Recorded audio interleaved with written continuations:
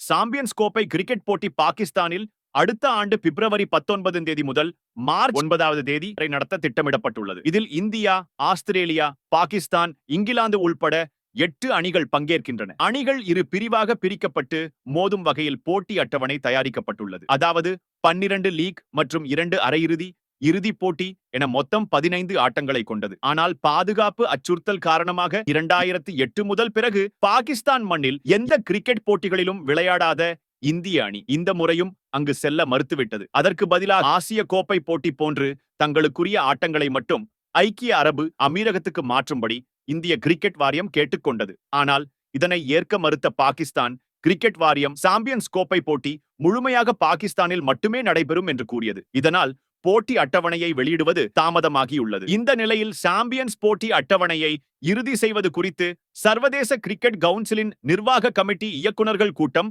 இன்று நடக்கிறது. காணொலி மூலம் நடைபெறும் இந்த கூட்டத்தில் சம்பந்தப்பட்ட கிரிக்கெட் வாரிய உறுப்பினர்கள் கலந்து கொண்டு தங்களது யோசனையை தெரிவிப்பார்கள். ஐசிசியை பொறுத்தவரை இந்திய அணிக்குரிய ஆட்டங்களை மட்டும் வேறு நாட்டில் நடத்துவதற்கு சம்மதிக்கும்படி பாகிஸ்தானுக்கு அழுத்தம் கொடுக்கும் என்று தெரிகிறது. 10 ஆட்டங்களை பாகிஸ்தானிலும் 5 ஆட்டங்களை வேறு நாட்டிலும் நடத்தலாம் என்ற பரிந்துரையை ஐசிசி முன்வைக்கும் என்று எதிர்பார்க்கப்படுகிறது. இதனை பாகிஸ்தான் ஏற்றுக்கொண்டால் சிக்கல் தீரும். ஆனால் அவர்கள் எதுக்கும் பிடி கொடுக்காவிட்டால் போட்டி முழுமையாக வேறு நாட்டிற்கு மாற்றப்படலாம் அல்லது தள்ளி வைக்கப்படலாம். பாகிஸ்தானில் அரசியல் போராட்டத்தில் வெடித்த வன்முறை எதிரொலியாக இலங்கை ஏ அணி அங்கு மேலும் 2 ஆட்டங்களில் விளையாட வேண்டிய நிலையில் பாதியிலேயே தொடரை ரத்து செய்துவிட்டு தாயகம் திரும்பியுள்ளது. இது பாகிஸ்தானுக்கு பின்னடைவாக கருதப்படுகிறது. இதற்கிடையே பாகிஸ்தான் கிரிக்கெட் வாரிய நிர்வாகி ஒருவர் நேற்று கூறுகையில் இந்திய அணிக்குரிய ஆட்டங்களை வேறு நாட்டிற்கு மாற்றும் திட்டத்தை எந்த வகையிலும் ஏற்றுக்கொள்ள மாட்டோம் என்பதை ஐசிசியிடம் சில மணி நேரத்திற்கு முன்பாக தெரிவித்துவிட்டோம். இந்திய அணி பாகிஸ்தானுக்கு வந்து விளையாடாவிட்டால் அதன் பிறகு